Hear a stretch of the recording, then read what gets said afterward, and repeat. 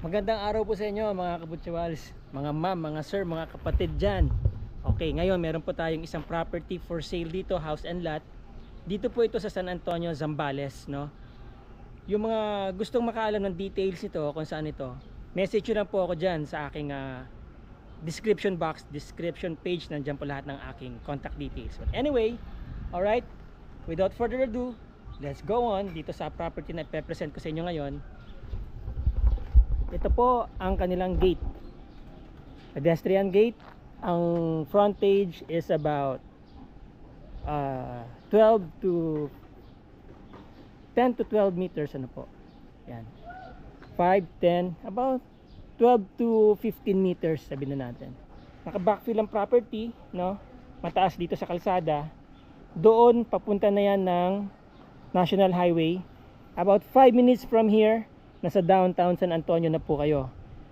Lahat ng mga establishments, commercial area, nandoon po. 5 minutes, wala pa yatang 5 minutes kung meron kayong sasakyan.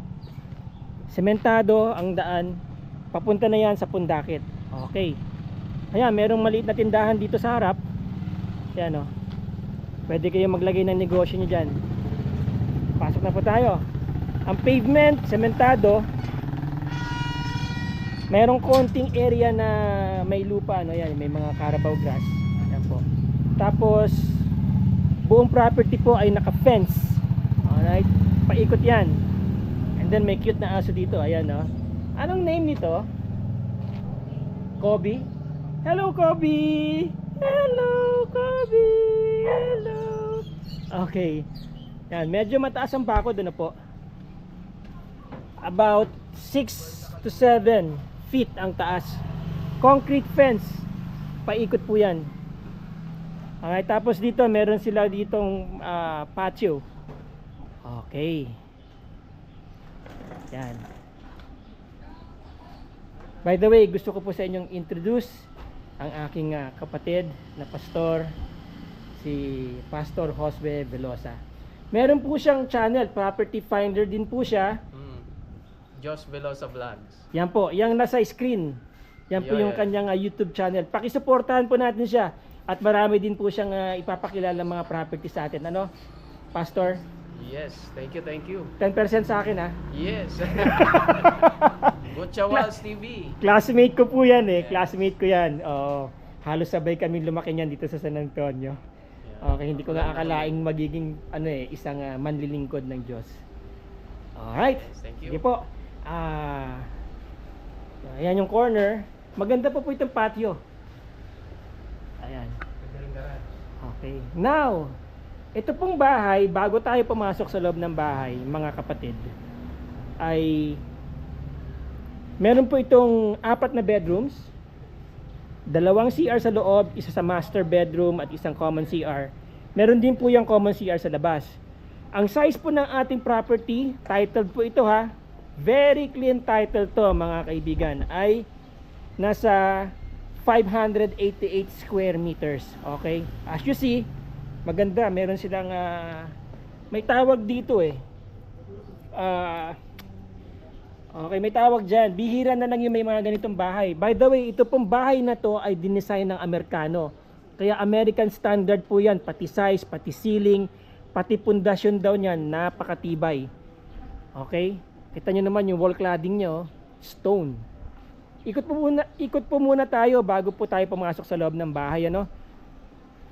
Dito, may paveway, may setback around 2 meters yan. Kaya maluwag, papunta po dito sa likod. Ang taas, oh. Ang taas ng ceiling. Okay? 'Di ba? Tsaka maganda pa po ang ang eaves niya, ang kanyang kisame dito sa labas, oh. Pati yung gutter, wala akong nakikitang problema. Although na may mga konting crack dito sa sa bako niya, pero wala namang problema 'yan. Tapos dito, meron po ditong another pedestrian gate para sa access dito sa kapitbahay, kasi meron pong bomba diyan, kapag wala daw silang kuryente, como ang gamit nila ay electric pump. Diyan po sila kumukuha ng source ng tubig. Anyway, pwede nyo po yung pa-solar para wala kayong problema pag nagba-brown out. Ayan. And then meron po ditong laundry room. Ito. Oh. Diba? Ayan yung kanilang motor. Deep well. Malaki ang tank kaya pressurized. Okay? Tapos yun, merong ano dun. Exhaust fan. Yan.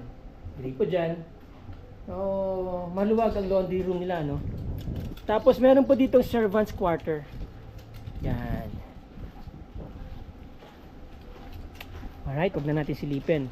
And then merong another patio dito. Yan, or lanay, di ba? Okay, lababo. Pwede nyo pong gawing bar to eh. Kung gusto ninyo. Maluwag, maganda oh. Diba? Hindi lang po siya nakaayos, no, kasi nga mayroong mga nakatira, pero syempre kayo na mag-imagine kapag halimbawang na-clear out nyo lahat yan. May mga konting problema sa ceiling niya dito, pero minor repairs lang po yan, kagaya niya, no. Ano po yan, ginamit nila Hardiflex, kaya bakal yung kanilang mga brace. Alright? Then naka-tiles syempre, as you see naman, diba? Tapos may mga provisions po ng outlets dyan, universal outlets. Yun. Alright. Ang pavement ay sementado dito sa labas.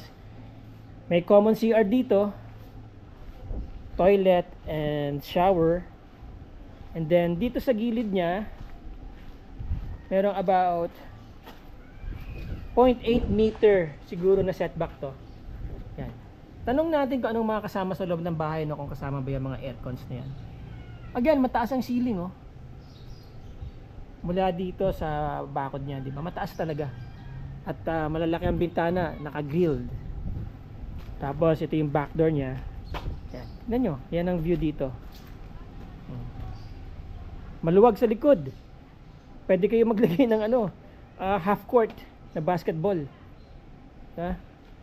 Maluwag. At yun, ang ganda ng view doon, no? Kita niyo yung bundok, no? Ang ganda ng halaman na to. Oh.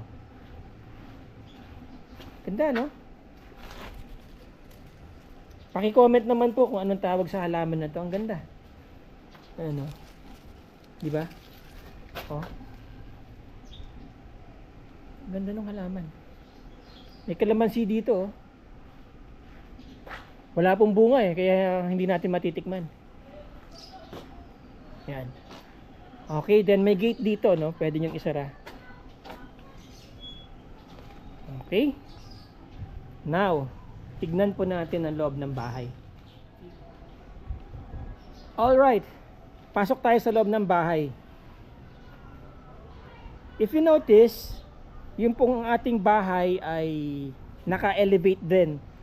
Bukod pa sa itong buong property ay naka-backfill or elevated din from highway, from road, no? So mula doon ang elevation siguro nito hanggang makarating dito about half or more than half meter. And then itong bahay ay naka-elevate din ng about 0.8 meter. Okay, pasok tayo. Yung buong facade ng bahay naka stone cladding. Ayan, oh. At malaki yung bintana, no? Ibig sabihin, pag malaki ang bintana, maganda ang pasok ng liwanag sa loob.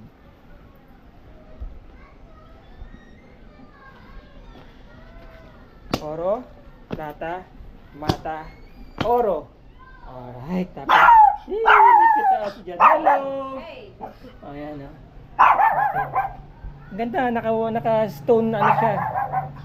Wall cladding, oh. Naka-varnish din, ano. Parang kulay gold ang color niya. 'Yun. Tapos malaki po ang bintana. Gusto ko lang ulit i-emphasize, high ceiling. American standard bungalow kasi 'to eh. Ayan. At malalaki ang poste, no. 10 by 12 siguro 'to. To 10 yan, 12. Okay, so yan, ito ang ating pinaka-veranda. And then pagpasok po natin, semento ang kanyang hamba. Solid ang pinto. Ayan, oh. At Malapad ano po. Malapad yung size niya. Tapos yan, may ukit. Ang ganda, magandang pintuan. And then, ito ang living area. Wow. Yan ang kisame. Naka-reverse cove siya. Diba? Hindi siya cove ceiling eh. Oh, yun.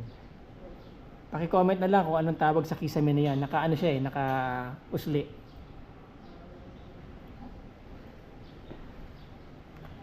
Tapos, accentuated siya ng ano-ano po, ng kahoy, ng wood color. Kulay brown eh. Pati tiles niya, no? Parang Spanish tiles. Yun, no?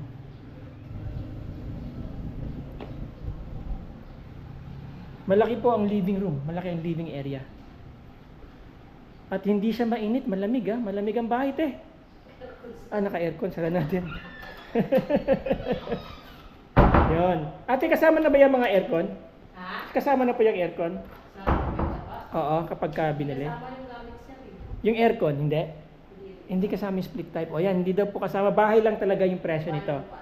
Okay, mamaya sabihin po natin kung magkano yung presyo ng bahay. At lupa. Okay. Yan. Maluwag po yung living area. Oh. Yun, oh.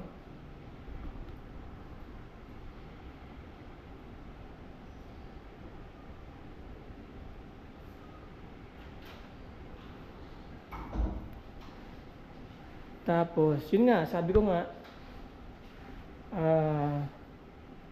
accentuated siya ng wood colors. Pati yung kanyang pati yung kanyang tiles. Then,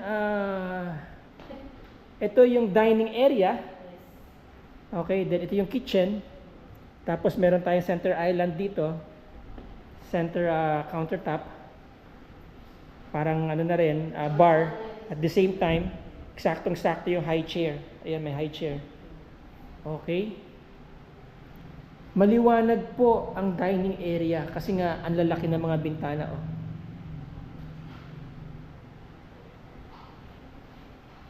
Yan po yung ceiling dito. Ito naka-cove ceiling. Yan. Taas, ang taas ng kisame. Kung hindi ako nagkakamali, gaano kaya kataas ang kisame nito? Mula dito sa flooring niya.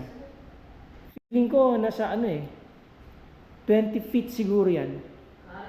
Oh. Oo. 20 feet po siguro yung mula dito sa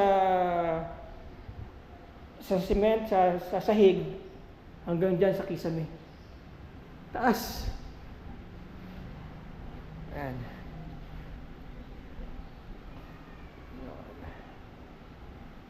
Maganda po yung bahay, mga kapatid. Ayan, oh.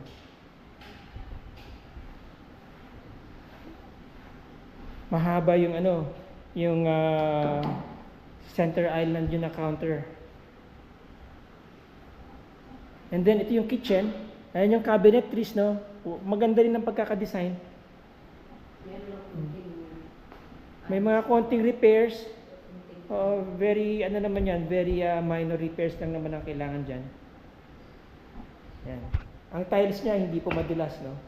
Medyo siya, may pagka-rough ng konti. Saan? Pampanga pa in order. Okay. By the way, kayo ate ang nagbabantay po dito? Actually, kami talaga sir nakatira kasi bakasyon din siya na. Bakasyon lang sila dito. Okay. Maganda, well-maintained yung bahay. Malinis po yung bahay. Opo. Ayan, no?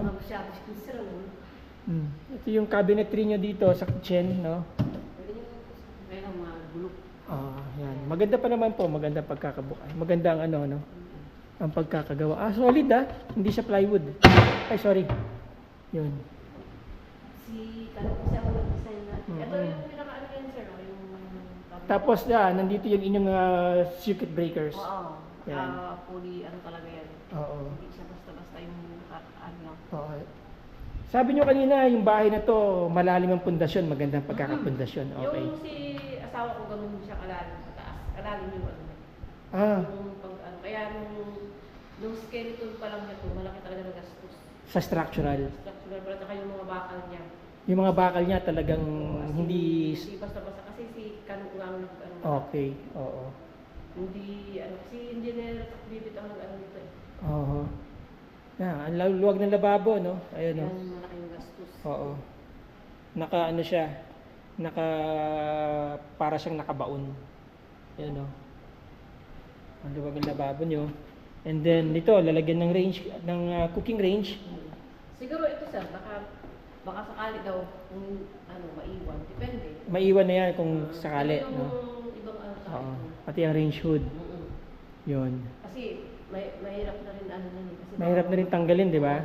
Saka Okay. yung, ibig sabihin, baka magkaroon ng, ano, yun yung sabi nung kuya ko. Sabi niya mahirap tanggalin yung pagkaan. Mm. Baka masira lang. Baka masira lang, hindi rin pakikinabangan. Sayang, oo. Oo. Pwede yan iiwan. Naka-tiles to, itong lababo. At itong countertop. Ayan, working area nyo. Alright. Tapos may mga provisions din dito ng kuryente. May 110 ba to? Te? Hindi po, 220 lang yan lahat. 220 lahat. Mm. Okay.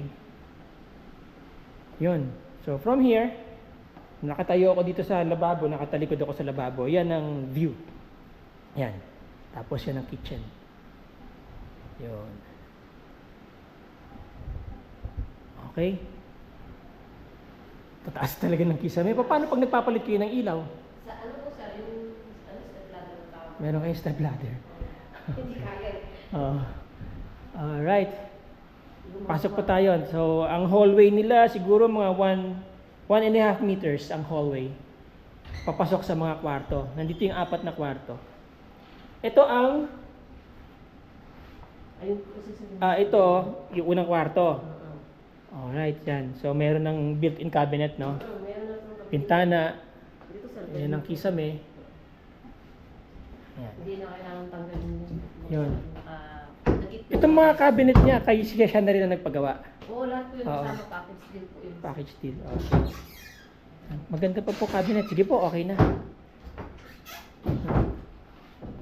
Tapos yun yan. Oh, maganda ha. Maganda. Pati yung aluminum niya, maganda pa yung pagkakaslide. Oh. Smooth ha. At matibay po. Maganda pa yung ano, yung grill, no? Kasi Ayan, ito yung view sa labas. Oh, diyan tayo galing kanina, di ba mga kabutsuwals? Ayan. Yun yung gate. Oh. Smooth na smooth pa ang pagsara ha. Oh. Okay. Yan. And then ito po, CR. ito na yung common CR. Oo. Kaya lang medyo ano. Okay lang. Alright, so ito yung common CR. So, as you can see, naka-tiles hanggang doon sa may kisame. Lavatory, water closet, shower area. Enclosed siya, semento, no? Concrete enclosure. Tiles na lang yan sa yung Mm-mm. kaya kung papalitan nila o ano. Maganda pa naman yung tiles eh. Sa baba lang naman kasi. Oo, linis lang. Linisan lang na ano yan. Makukuha naman sa ano yan, sa mga chemicals na panlinis. Nandito yung kanilang ano, pag-akit kayo ng kisame Ayan sir. para service panel yan. Oo. Tapos yun, exhaust. Okay. Dito pwede pa kayo maglagay ng mga paintings dito. O kaya lagyan nyo na salamin na malaki. Mm-mm. Yan yung pinakadulo niya. Ito sir yung pangalawa. Ito yung pangalawang room. Mm-mm. Yun. Ganun pa rin. Mm-mm. Almost the same. The same. Pati kisame. Yan, pati bintana. Yan. Tignan natin master bedroom. Ito sir. Ito yung ito ba yung master bedroom? Ito yung kabila. Okay, so yung tatlong kwarto na magkakasunod, ito yung mga room, may bata. Yan. Ito yung pinaka-corner room. Okay, sige po, sarahan na natin. Ay, sorry. Bata. Alright, so ito po yung master bedroom. Yun. Wala lang ilaw, pero ang laki ng master bedroom, no? By the way, yung mga room siguro, hello, baby. Ilan taon? 3 years old? 2 yan. 2. By the way, ang mga room po, ang feeling ko, 1, 2, 3. Ang kwarto po nasa 10 square meters. Ang room.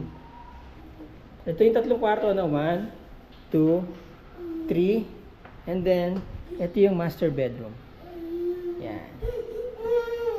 Check natin. Yun. Okay, yan. Ang master bedroom, yung total area nito, including yung CR, mga nasa 30 square meters. Malaki po, syempre, master bedroom. And then, may back door dito, papunta dun sa labas. Ito pala yung nakita ko kanina doon. Okay. Yun. Pause lang natin ito para yan. So, merong screen door dito, ano po, bukod dun sa pinaka main door niya. Diyan tayo kanina galing, di ba? Yan. Okay. Yun. Yan ang kisame. May mga konting repair, no, na kailangan gawin, pintura. Yan. Pero yung tiles ito, ganyan na yata talaga ang pagkakadesign yan. Medyo rustic talaga yung dating niya. Tapos itong pintuan, yan, kailangan na rin repair. Oo, nabasa kasi. Dahil dito ay wala kasing masyadong, kulang yung pinaka-overhang dito, no? Okay. And then, check po natin yan. Meron pong may cabinet dito na nakapasok sa semento. Ayan, no? So, para siyang seamless. Okay. Ito po ang master bedroom CR. Yan. Toilet and bathroom. Water closet. Shower area. Enclosed, no? Concrete. Naka-tiles hanggang dun sa may kisame. Lavatory. So, merong itong hot shower. And then, yung inyong sliding window. Merong exhaust fan dyan. Okay? Mataas din ang kisame. Alright, so now, ayan, from dito sa CR, ito po itsura ng kabuuan ng inyong master bedroom. Okay. Luwag. Mga about 30 square meters nga po ito. Total area nito. Okay. Na itong cabinet. Ganda pa. Solid din Alright. Ang bahay siguro po nasa 90,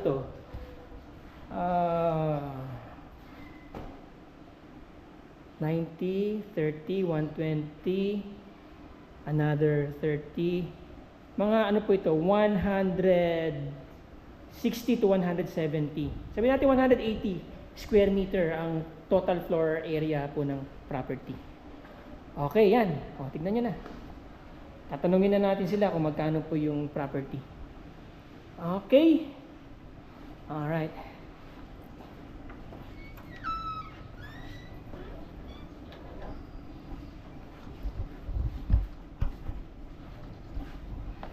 Ate, recap tayo. Gaano po kalaki yung property?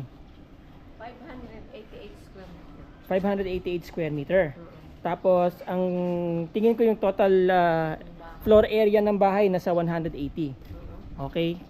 Tapos, title po ba to? Ayan po yung title. Ayan. Ito po yung titulo ng bahay, no? Ayan yung area. 588 square meters. Yan. Wala pong wala pong annotation yan, no? Malinis ang title. Okay, nakapangalan sa may-ari, syempre. Huwag na po natin pakita. Updated na mga taxes, 8,000. 8,088. Kasi maganda, mataas na nga ang zonal value evaluation dito. Alright, ate. Sa presyo tayo, magkano po ang asking price? 10.5. 10.5 M. Negotiable. Okay. O, ayan, mga kaibigan, 10.5 itong bahay na to. Tapos negotiable. Alright, mga kapatid, mga kabutsawals. Recap po tayo, Ang bahay ay for sale for 10.5 million. Ang total ng property ng lupa ay nasa 588 square meters. Okay. As you see, maganda po yung bahay. American bungalow po yan. At naturalmente, American standard po ang pagkakagawa niyan. well fence ang ating property, ano, concrete fence hanggang doon sa likod. Tapos yan na nga, 4 bedrooms, may 2 CR sa loob, may isa pang CR sa labas. Ang area po ng bahay is around 180 square meters, estimate ko yan. So kung interesado po kayo, may viewer dyan na interesado bilhin tong bahay na to, napakalapit po nito, San Antonio, malapit lang to sa Manila.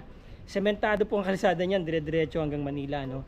Malapit po ito sa mga commercial establishments dyan sa bayan, about 3 to 5 minutes nandyan na po. Hindi po binabaha ang lugar, elevated ang area. Yung mga interesado dyan, kung may viewer na interesado dyan, kontakin nyo lang po ako. Nandyan ang aking mga contact details dyan sa aking description box, description page. Within 24 hours, sasagutin ko po yung mga inquiries ninyo. At doon naman po sa mga gusto magpa-vlog ng kanilang property, going outside Zambales na po ako, give me a call, text me, message nyo ako, email nyo ako, sasagutin ko po kayo. Maraming salamat po ulit sa aking mga viewers. Padami tayo ng padami sa aking mga silent viewers.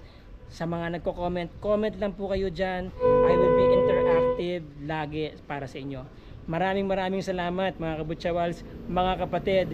Salamat po sa inyong panonood. Ciao!